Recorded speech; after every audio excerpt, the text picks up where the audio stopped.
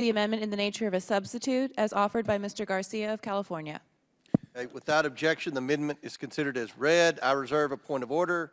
Mr. Garcia is recognized for 5 minutes to explain his amendment. Thank you, Mr. Chairman. I know obviously what we're seeing today has been quite insane. We've seen pornographic images. We've talked about white privilege. But what we haven't seen is any sort of evidence linking President Biden to any sort of wrongdoing. There's been absolutely zero evidence discussed today. And as we know, all the demands for a public hearing with Hunter have gone unanswered, even today when we asked for that vote. But what we do have is plenty of evidence that we've uncovered in this committee and that have been against the Constitution with our investigation of foreign government payments to President Trump through his businesses.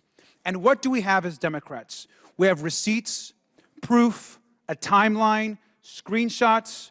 We have everything we need to prove conclusively that foreign governments were funneling money through Trump properties and into Donald Trump's pockets, all in violation of the Constitution.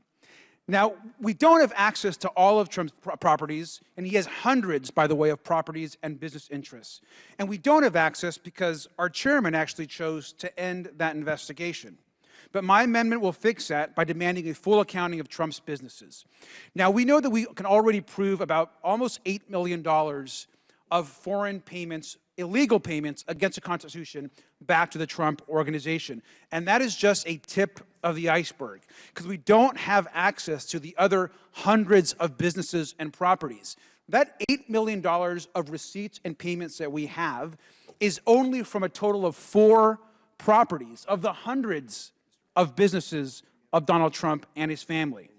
No family in history has ever benefited more than the Trumps and the Kushners. And I actually want to talk about Jared over here especially, his son-in-law. His son-in-law was brought in to run Middle East policy at the start of the Trump White House. By the way, having zero experience in doing that work, and against the objections of the Secretary of State, Rex Tillerson. Trump and Kushner, of course, made their first state visit to Saudi Arabia, overruling the State Department.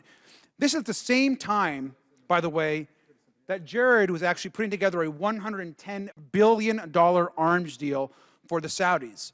But what was happening during that time? The Saudis were paying hundreds of thousands of dollars in room stays and foreign gifts that were illegal under the Constitution back into the Trump organization. Over and over, through hotels and properties, these shady investments by the president, his sons, and his son-in-law, who was an employee of the White House, all worked to enrich the Trump family and Donald Trump himself. And the insane part is that just months after leaving the White House, Jared Kushner received a $2 billion with a B investment fund from the Saudis to manage and being paid directly as well out of that fund that the Saudi government organized. I want to just mention also that our chairman also said, and I quote, that this crossed the line of ethics, end quote. So why have we not investigated the Trump crime family and the current and ongoing abuse by Jared Kushner as a government official? And I remind folks, Hunter actually never worked for the government. He was a private citizen. That's why I want to offer my amendment, which lays out the details of not just the $8 million in illegal, unconstitutional foreign payments, but also demands Donald Trump to pay back the taxpayers. It demands a full accounting of all of his properties, and it subpoenas the Kushner businesses so we can understand the complete grift, not just from Saudi Arabia, but the 20 other foreign governments which we have records for, and the governments that we don't have records for, like places like Russia, which we know there was a series of investments made there as well. And so with that, I urge support for this amendment. Gentleman yields. Chair recognizes Mr. Palmer from Alabama.